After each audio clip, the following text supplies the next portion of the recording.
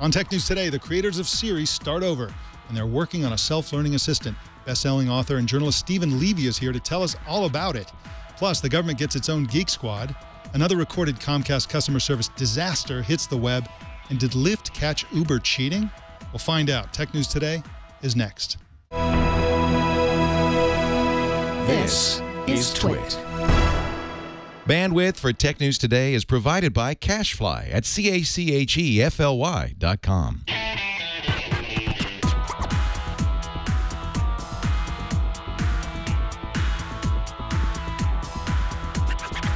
This is Tech News Today for Tuesday, August 12th, 2014.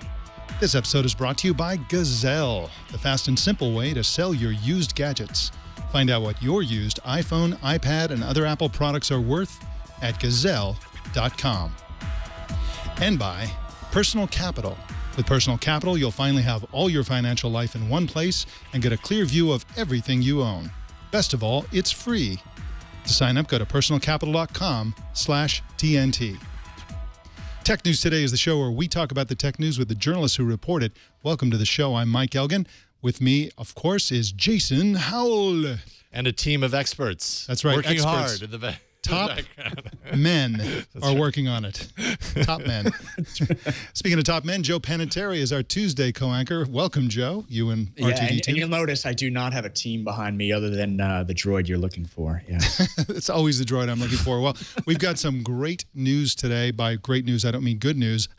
I mean really interesting news, starting with our top story. Some of the main creators of Apple's Siri virtual assistant are building what they believe will be a better assistant called Viv. Their startup is called Viv Labs, and journalist and best-selling author Stephen Levy wrote a detailed feature on Viv and the people behind it for Wired, and joins us now to talk about it. Welcome, Stephen Levy. Thank you. So glad you're here. Now, let's jump right into this. How is Viv going to be different from Siri? So it's like Siri and Cortana and Google now. It's a voice interface system that answers questions for you and does certain things for you. But what differentiates Viv is that it's going to be open to developers to add their services and businesses and databases in there. So Viv's creators sort of compare it to the iPhone. When the iPhone first came out, only Apple could approve of very few application developers, but then when it opened it up, it had hundreds of thousands. So Viv is going to be this voice assistant that's going to have hundreds of thousands, maybe even millions of other businesses and services and databases open to it for one big global brain, as its inventors describe it. Hey, Stephen, can you tell us a little bit about the roadmap here? When do developers actually get to work with this platform? And then when do end users like me potentially get to see it and work with it? So right now for the prototype, they only used a very few because they've been trying to be stealth. With their publication of my story in the September issue of Wired that went online today, they're going to start approaching them, in bigger numbers there to try to get the critical mass they're looking for. So that's really, that getting developers really starts today. And in terms of when you'll see it, I think sometime next year.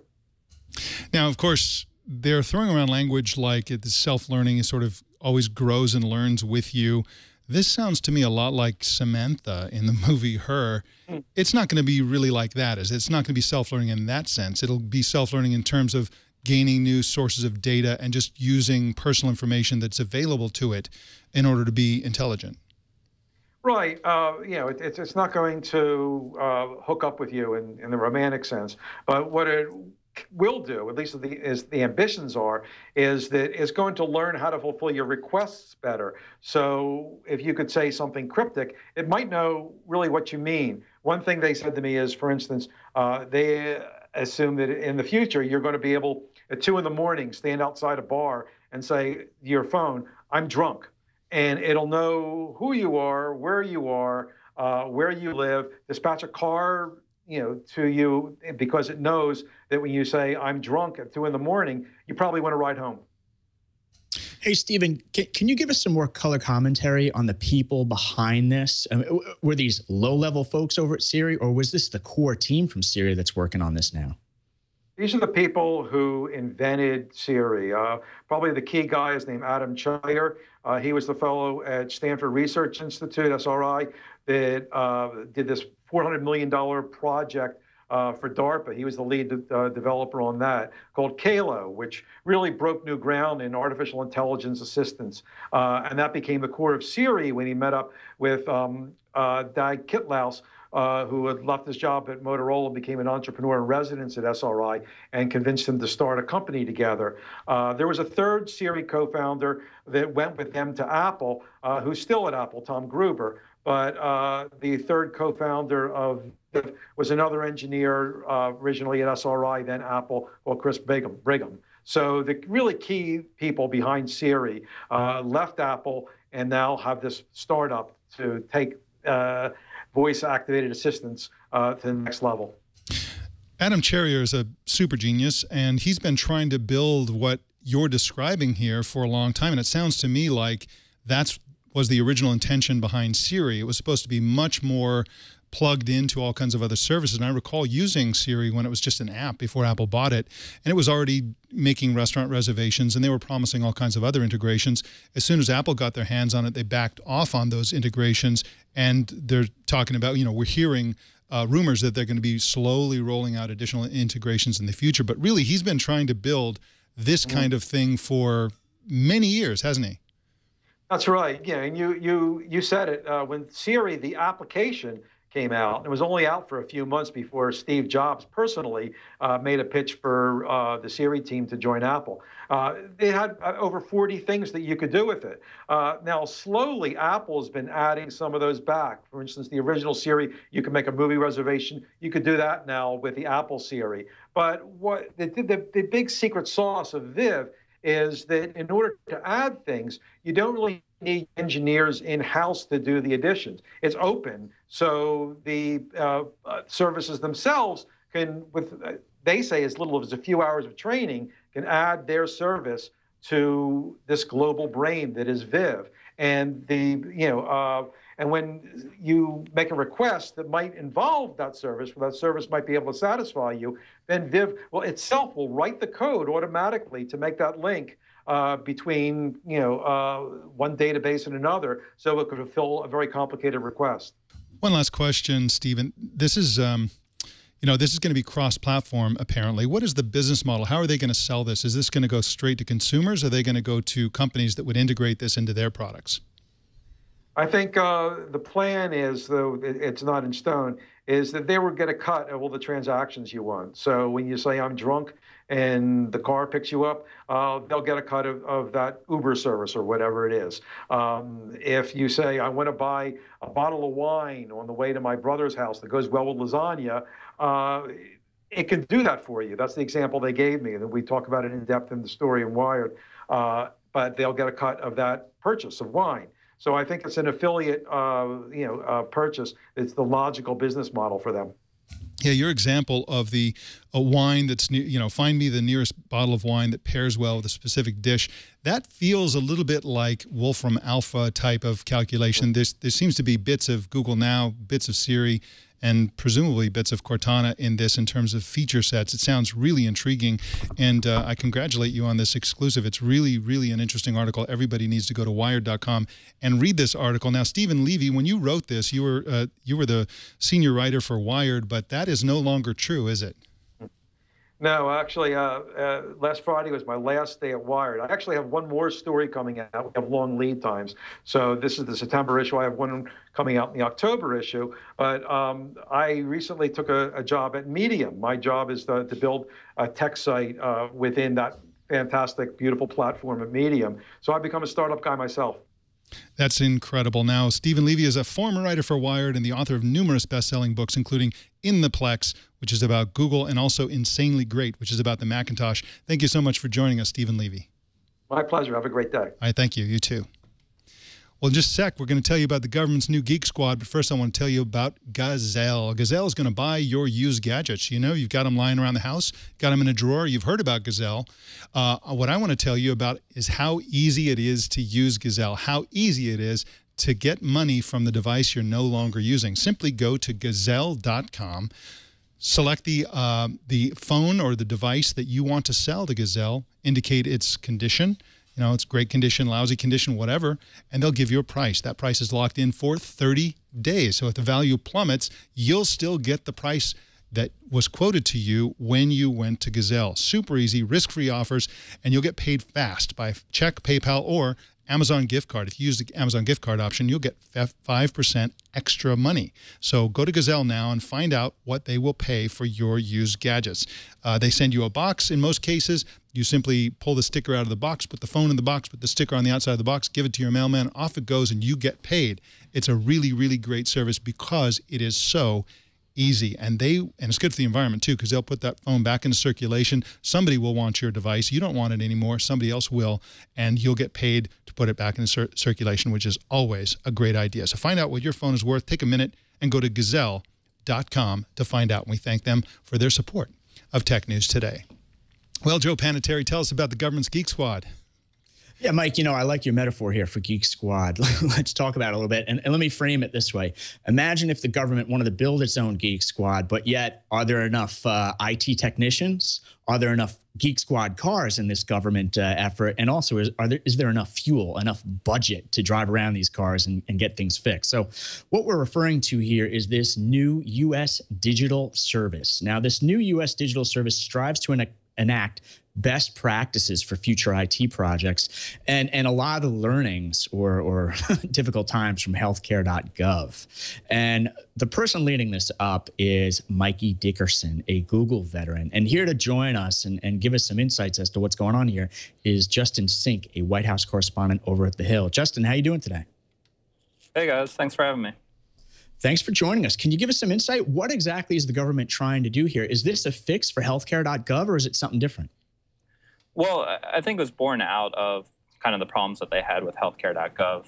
They thought that, Health and Human Services, the agency that was in charge of putting that website together, would be able to sort of create an easy-to-use, simple website that people could go and sign up for healthcare on. What we found, of course, was that it was plagued by bugs, had technical problems, and was really difficult for people to use, especially people who weren't familiar with some of the intricacies of government health insurance. And so kind of based on that experience, they helped clean up and fix healthcare.gov so people were able to buy insurance last fall and early this spring. And now they kind of want to bring that know-how, that technical expertise to other elements of the government. So make websites that are easy to use, simple, can kind of be approachable and be easy to use. Mm-hmm. One official said they wanted it to be kind of like Expedia, where somebody could just log on and use it simply.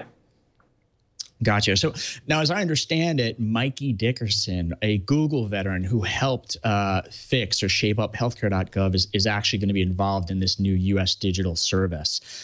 Any indications? Does he have a team with him? Is there any budget for this? I mean, the thing I worry about is you put the spotlight on this one person from the private sector, you move him into the government sector, and does he have the team, the time, and the budget to really start troubleshooting these IT projects? Yeah, so the White House hasn't given us a lot of information about how big this team's going to be or what their budget's going to be. In kind of congressional testimony, they admitted that it was going to be modest, probably talking about a couple dozen people. But the idea, I guess, is that by bringing in some really talented private sector people, rotating them through, government agencies have big budgets for tech. The problem is they don't talk to each other. They don't use best practices. They don't use some of the ideas that are kind of commonplace in the private sector. And so they're trying to introduce that, trying to reform the way that agencies that do have big budgets and big kind of ability to work with tech work with more of an orientation not towards kind of continuing legacy systems and the way that the government has been working, and an eye instead on the way that Silicon Valley works, trying to lure in consumers. And in this case, the consumers are taxpayers who want government services. We're talking with Justin Sink, White House correspondent with The Hill. Now, Justin, it seems to me that a lot of the problems with IT in the government are caused by the political process itself. I mean, the people who are making a lot of these decisions are grandstanding blowhard politicians, essentially, who don't really care that much about the intricacies of building an IT web infrastructure or any sort of technology. They basically set goals and timelines and budgets based on maybe a little bit of testimony or whatever. And it seems to me that that's a big part of the problem. For example, this sounds like a classic government solution. We'll just have this, you know, this SWAT team move in and fix everything once we break it. When, you know, you and I know that that's really not how you proceed with a successful website. You don't, you know, you have to have architecture. You have to build it from the ground up. That takes time. It takes a lot of skill and effort, and you can't just throw money or people at it at the last minute to try to fix what you've broken.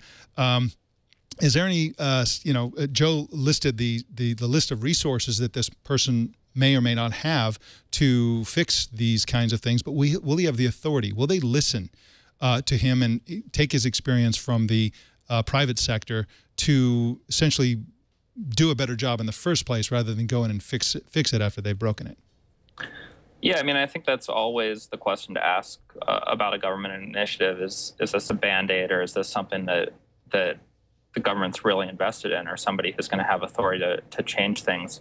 One thing that we do know is that after the healthcare kind of debacle, President Obama really threw his support behind the idea of needing to fix how federal government goes and purchases IT services, the way that they think about it, and doing it in a way that is informed not by politics or even not by, the bigger challenge isn't necessarily the political aspect of it as much as long-standing bureaucrats who are tasked with purchasing IT in the same way that they purchase other services, which means that they have to go through extended contracting processes. They have different standards that they have to meet, and in a lot of cases that means that companies that have been established and know how to work the system are getting awarded contracts over new startups that might have better ideas or better be able to kind of address the problems that the government is facing. And so whether this will actually help fix that or address that is certainly an open question. What we do know is that the White House does have a certain amount of muscle behind it and seem committed to at least trying to address this issue. Justin Sink writes at thehill.com, and you can follow him on Twitter at JTSTheHill. Thank you so much for joining us, Justin Sink. Thanks for having me. All right. Well, a Comcast customer named Tim Davis was promised by Comcast that he wouldn't be charged for a specific service. When they charged him anyway, they refused to remove the charge until, that is, he played a recording of their promise. The news comes in the wake of a similarly aggressive and exploitative call recorded by technology journalist and entrepreneur Ryan Block about 3 weeks ago. Joining us to talk about this is Ars Technica's Lee Hutchinson. Welcome, Lee. Hey, guys. Thanks for having me back. So glad you're here. Now, can you briefly summarize Tim Davis's ordeal with Comcast? Yeah, so the fellow, he was moving. He was moving from an old apartment to a new apartment and wanted to transfer his service. And so he did what's called a self-install. Rather than having Comcast come to the new location, he just took his modem and his equipment with him and in the new location plugged everything in. And before he embarked on this, Comcast quest, he asked them, called up and asked, hey, am I going to be charged if I do this, if I move and connect the equipment myself? Do I have to pay? Is there like a service fee? And Comcast told him no. So he moves and he connects everything, and things are okay for a couple of weeks, and then he starts to have issues with his internet kept dropping out. So he called Comcast back. They scheduled an appointment. A tech came out, determined that the problem was outside of his dwelling, and fixed it. And then at the end of that month, he got a bill, and on that bill was like $181 of additional fees. And they were labeled things like failed self-installation and failed video self-installation. So we called him back and said, hey, what's up with this? You guys said I wouldn't be charged, and here are all these charges. And they went back and forth, and the customer service agent absolutely refused to remove the charges until Davis dropped the bomb and got them to agreed to get them to listen to the recording that he had made of the first phone call fortuitously. So we played it, and then immediately they were like, oh, well, we have to call you back. So they called him back later after investigating and told him, okay, we're going to remove the charges, but these were legitimate charges, just so you know. And so he asked them to clarify. He said, hey, are you, just to be clear, you guys are removing these charges only because I had a recording of the first call? And like remarkably, the person that he was talking to, the customer service rep, says, yes, that's right. These are legitimate charges, but because you had a recording and you were misinformed and you caught us, we're going to remove the charges, which is just it's just absolutely boggling.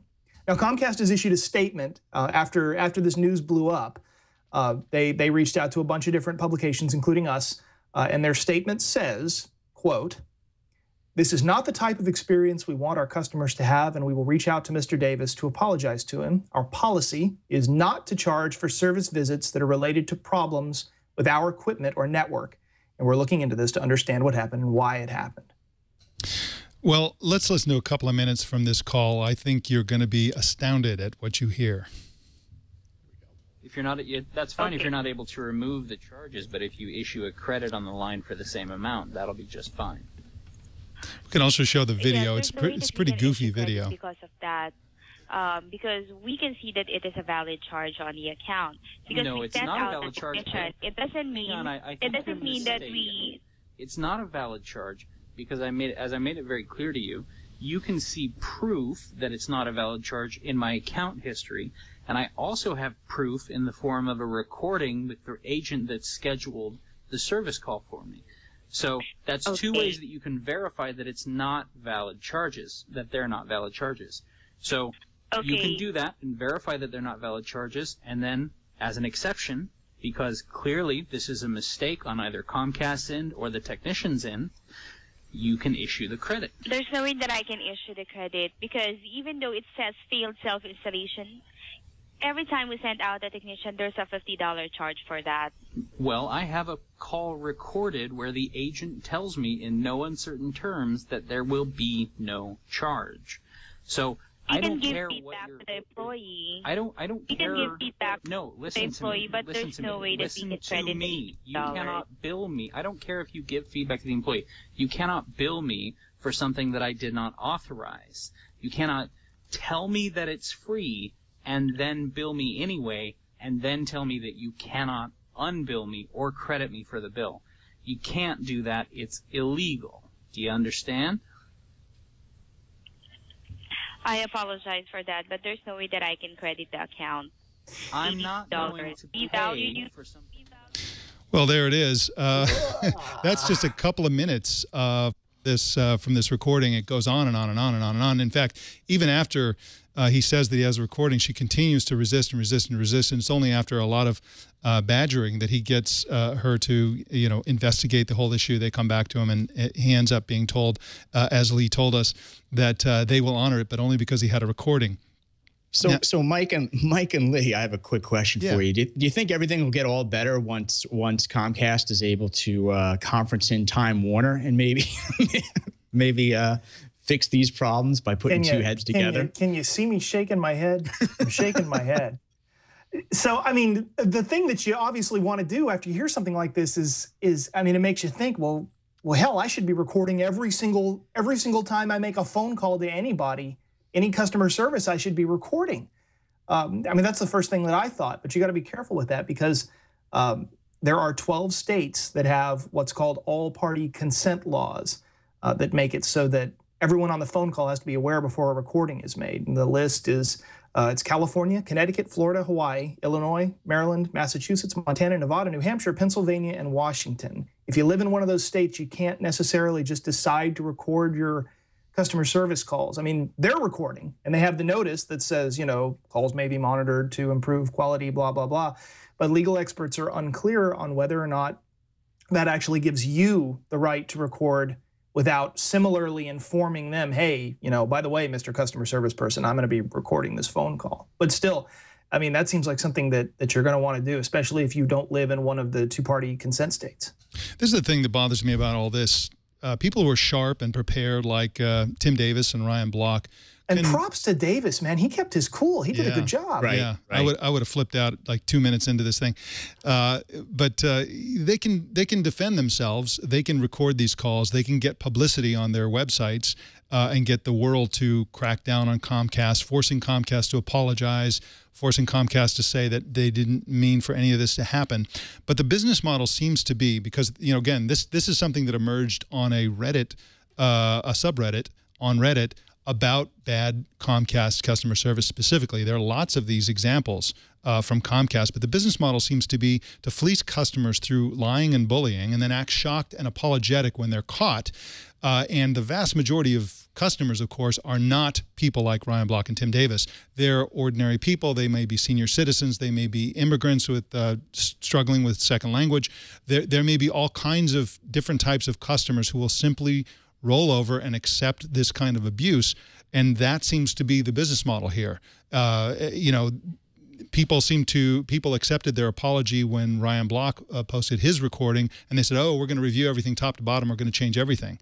And here we are. This kind of aggressive thing is continuing. There seems to be a company-wide policy for every customer service-facing employee: do not give a dime back to the customers that you don't have to, no matter what. And you know, am I misreading this, Lee, or is this essentially what's happening? They're essentially stealing money from customers through these tactics, and then just have this policy of apologizing and hoping that it'll all go away.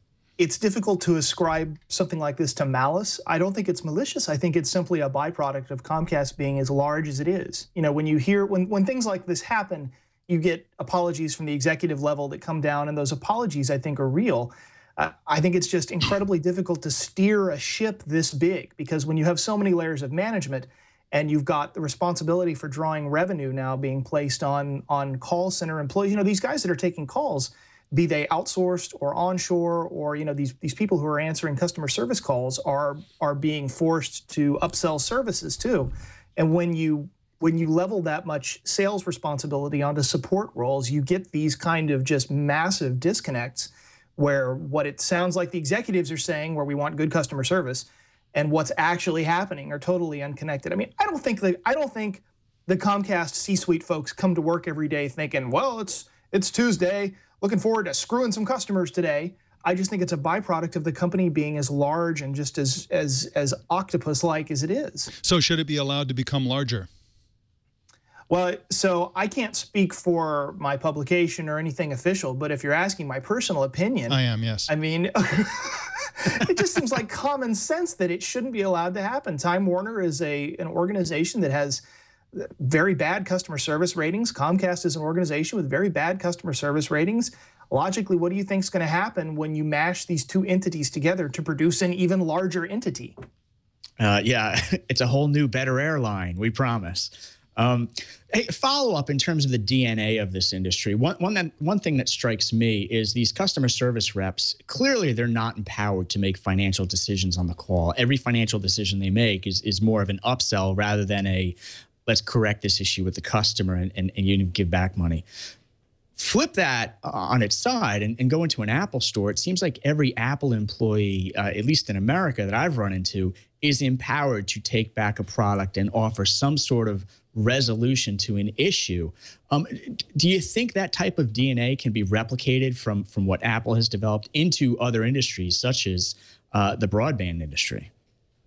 I think that if, looking at that specifically, I think that if Comcast wants to truly change, if they truly want to make things better and adopt a true service-oriented model, they have to deprioritize their emphasis on revenue generation. And that's a difficult thing for a publicly traded company to be able to do and to push through. You know, if you want to make it so that your call centers aren't staffed by people who are terrible to customers, make it so that the management directives don't force them to be terrible to customers, which means deprioritizing upselling, deprioritizing, you know, customer saves and letting people go, which may mean lowering revenue. And how do you justify that? Yeah, the difference between Apple and Comcast is that Apple has competition. Lee Hutchinson writes at arstechnica.com, and you can follow him on Twitter at Lee_Ars. Thank you so much for joining us, Lee. Thanks, folks. All right.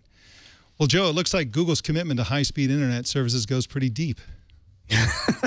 Deep, far, and wide. It looks like Google and 5 Asia telecom companies are about to spend about $300 million to build out a network between the U.S. and Japan. Now, here to give us some views on what's going on here is Drew FitzGerald, a tech reporter over at the Wall Street Journal. Drew, how you been? Doing well. Hey, can you give us a little bit of background here? What exactly is Google and its partners working on here, and what does it mean for the broadband industry? Right. Well, Google is doing something that it's done before. It's helping fund part, not all, as you said, but part of a transpacific telecom cable that would go from the west coast of the U.S., likely Oregon, over to Japan. And that's something that they first did. It was the first kind of investment of its kind by an internet company. These are usually telephone companies that have a direct hand in doing this. They did it for the first time back in 2008 with a project called Unity. The really interesting thing here is they're basically doing it again, and they're doing it just about 6 years after they announced the first project. Drew, is this cable going to be something that's exclusive to Google? Are they going to lease it out to other companies, or this just a Google pipe exclusively? All signs point to it being exclusively for Google, at least Google's portion, right? There are 6 companies that are helping build this. They'll each get their own slice, a sixth, give or take, of the capacity on that cable, which is just massive. I mean, there are only a handful of cables that go across the Pacific or the Atlantic Ocean, and they handle almost all of the international internet traffic that goes around the world. But when it comes to Google's segment of it, they're unlikely to resell that directly as a Verizon or a China Telecom would, because then that would make them more directly like a telecom company, and that's not a business that they necessarily want to get into wholesale, even though they are building Google Fiber in a few cities here in the U.S. In terms of exactly how this fits into Google's bigger broadband strategy, can you describe that a bit? I mean, in the past year and in multiple years now, we've seen Google talking a lot about internet satellites, the Google Fiber projects in Kansas City and elsewhere. It seems to me Google wants to be everywhere and everywhere to get more people in front of the Google homepage. Is that a good way to summarize it? Yeah, absolutely. That's kind of in Google's DNA. You ask a lot of people in all sorts of different industries, and if Google seems to be entering their industry, they get a very distinct sense that Google thinks it can do it better. To be clear, some of the satellites that they're putting up, the balloons, Google Fiber, high-speed broadband, that could be done separately, completely without this project, which is for Google's backbone that just serves the data going between its data centers. And likewise, this could exist without all the efforts it's having to spread broadband to people around the world who don't necessarily have access or have access to high-speed internet. But what this is doing is this is making its data centers more efficient. It's giving it more control over the data that flows among its data centers. So that allows it to build all sorts of new products and keep YouTube services like YouTube and other data-intensive applications efficient and cost-effective, because they think they can do it more cost-effectively than they could if they were paying a middleman to do it for them. Drew, besides undersea cables, what beats do you have at the Wall Street Journal? I cover a few things. I also cover retail, which is slowly being undone by a lot of the companies that I cover, but I also cover telecom. So I've done a lot of investigations into not just Google, but Microsoft and Facebook and any kind of hyperscale web company that offers a lot of services in different places is kind of encroaching on the telecom industry. Drew FitzGerald writes at WSJ.com. That's the Wall Street Journal's website. And you can follow him on Twitter at Drew FitzGerald. Thank you so much for joining us on Tech News Today. Thanks, guys. Well, CNN's Erica Fink reports that some Uber employees are cheating on their car-on-demand competition with Lyft.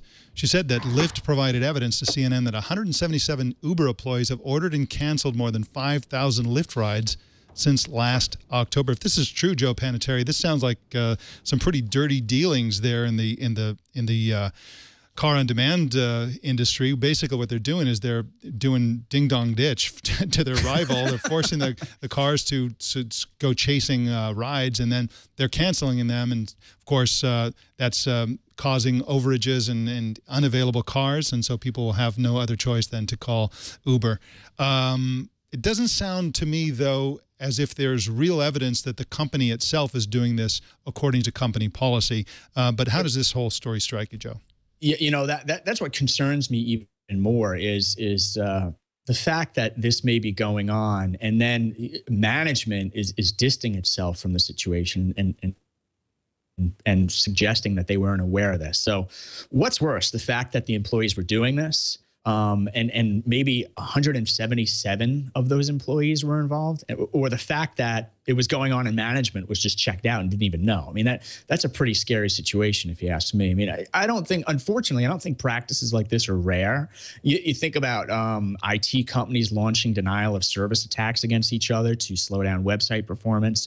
You think about cable companies in the early days. Actually, literally, there's proof out here on Long Island that cable companies used to run around cutting each other's wires. So some wild, not so best practices in terms of competition out there. But I would be most concerned about whether or not management knew this was going on. And the story also said that a single account from a Los Angeles-based Uber representative canceled 49 rides. This is one person from October through mid-April. And this reminds me of the Comcast story we talked about earlier. In both cases, the companies are saying, hey, this isn't part of policy, this isn't what we intended, but yet both companies are profiting mightily by these practices and kind of like set up a situation, an incentive situation, plus a lack of oversight that enables this. So I think the blame in both cases lies squarely with the companies. And, you know, this is a perfect example. This is a kind of a sharing economy, quasi-sharing economy type of business. And it's all great. Everybody's all happy that you have this sort of loose confederation of drivers and so on. They're not like locked down working for the company kind of drivers. But then you get this kind of thing where apparently, assuming that the denials by Uber are, you know, the company are true, you got a lot of rogue drivers out there basically cheating and making the company look bad, and, you know, without any real oversight. Yeah, you know, what you really need in terms of response here is a zero tolerance response that both you know, kicks those who were involved in this off the system, and then clearly articulating that it won't be tolerated. Anyone caught doing this is going to be kicked off the system, period, going forward. I mean, you can imagine this situation in OpenTable, right? Restaurateurs basically filling in fake reservations to knock a restaurant out of business down the road. But this is hyperscale. Yeah, absolutely. I think it seems to me that, you know, anyone caught doing this kind of thing should be reassigned to washing the pink mustaches or something like that. Well, Joe, it looks like another job is about to be taken by robots. What's going on? Yeah. Well, you know what? Let's be careful here, because the companies involved are quick to say nobody's going to lose a job over this. But it's still an interesting story. And yes, the droids are coming. Now, this involves a hotel near Apple's Cupertino, California headquarters. And that hotel is testing a robotic helltop named, I think it's pronounced Botlr. It's B-O-T-L-R, or Botlr. Now, these tests are beginning August 20th. It's at the Aloft Hotel, and the Aloft is run by Starwood. And if you look at this droid, it's similar in size, but thinner to R2-D2 and Mike. You know, this thing can make room deliveries and can go up and down in elevators with no assistance. This could be the future is here, right now. Mike, if this came knocking on your door at a hotel, would you open the door? I would, just because I would want to see it. I would take a selfie with it. You know, I would, you know, try to strike up a conversation. I'd ask it where it got that smart-looking bow tie. But, it, you know, this is the kind of thing that is going to end up inevitably in some of the more utilitarian business hotels. This isn't something for the nicer hotels. What the nicer hotels are going to be offering are human beings, a relief from the automated, sort of mechanized world that is growing around all of us. And so this, you know, I can see this at, you know, sort of the same kind of places that provide those horrible blueberry muffins and stale coffee and styrofoam cups as an excuse for breakfast. Those kinds of hotels. And so still, it's cool technology, and there'll be lots of applications for robots that can get around on their own. Hotel's a great place for that, by the way, because you can provide a lot of assistance. You can provide little sensors throughout the hallways. You can put things in the floor. And if you have a controlled environment like that, it's an entirely different thing to turn these things loose in the world and have them go down the sidewalk doing things. But within a controlled space like a corporate campus or a hotel, it's totally feasible, and the technology is definitely here. And so we'll be watching this. And in fact, I think we should just, I should just go stay at this hotel and see what happens. See if they send that thing up to deliver my cheeseburger. Yeah, well, Mike, I was a little worried not to throw you under the robot, but as we go back to our Lyft and Uber story, I could see you checking in and calling the front desk for a few dozen orders that may or may not be real, just to see what this robot does when it shows up. But it is super interesting technology. I mean, it works wirelessly with the elevator. So as the robot approaches the elevator doors open through a wireless connection. The robot knows not to run into other passengers on that elevator. And then the robot, Mike, if you were to check into that hotel, actually dials up your room when it arrives outside your door. So it sounds like this has been thought through quite a bit, and isn't just some guy down on the first floor with a Radio Shack remote control sending a hot dog up on a plate on top of a robot. So if you do check into the hotel, please file a video update for us. Absolutely will. And I think that since it's going to be on the show, I think I can expense it. Right, Lisa? I'm pretty sure I can expense it. Well, just a sec. We're going to tell you about our TNT fan of the day. First, I want to tell you about Personal Capital. Personal Capital is going to help you get your money in order. The reason that it's hard to get your finances under control is that you've got accounts scattered all over the internet. You've got investments, you've got 401ks, you've got bank accounts. You've got all kinds of financial related accounts all over the place. And Personal Capital will bring together all of that data in real time and show it to you on a single screen that you can look at on your phone, on your tablet, on your laptop, on your desktop, on any screen at all. And again, it provides real-time information. If you have an Android Wear watch, as I do, you can take advantage of the fact that Personal Capital is one of the first companies to support Android Wear. So now, once you install the app, you get your wrist buzzes and it tells you what's happening with your money. Not only is Personal Capital free, but they'll save you money right away. They save me money right away. That within an hour of me installing this app, I got a notification that I was facing some kind of fee at my bank if I didn't take some specific action. So I took the action and I avoided the fee right off the bat. I didn't get the email or any sort of communication through the bank's app, which I also have installed on my device. So they're going to save you money right away, and they're going to show you how to save money on managing your money. It's really a fantastic service. And again, it is free, and signing up takes just a minute. To set up your free account, go to personalcapital.com/TNT. Personal Capital is free, and it's a smart way to grow your money. We thank Personal Capital for their support of Tech News Today.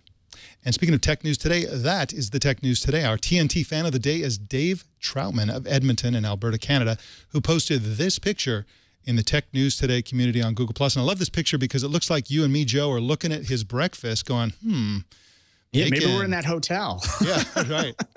Bacon. Yeah, that's right. Bacon. That is quite a rich breakfast, and also the Eggs Benedict looks good too.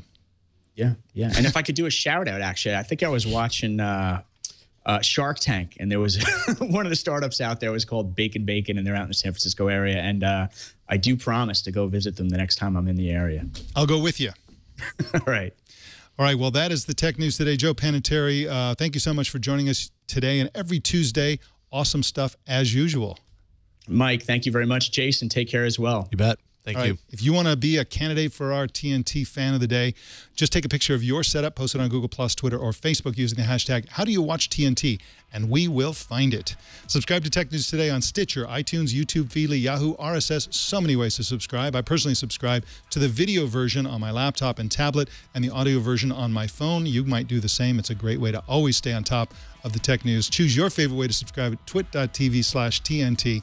And please follow us on Twitter. Tech News Today TV is our Twitter name. Subscribe to our subreddit at technewstoday.reddit.com. And please send us your thoughts and opinions. We want to hear from you. Send email to tnt@twit.tv or leave voicemail at 260-TNT-SHOW. And don't miss our evening newscast, Tech News Tonight, at 4 p.m. Pacific tonight and every weeknight right here on the Twit Network.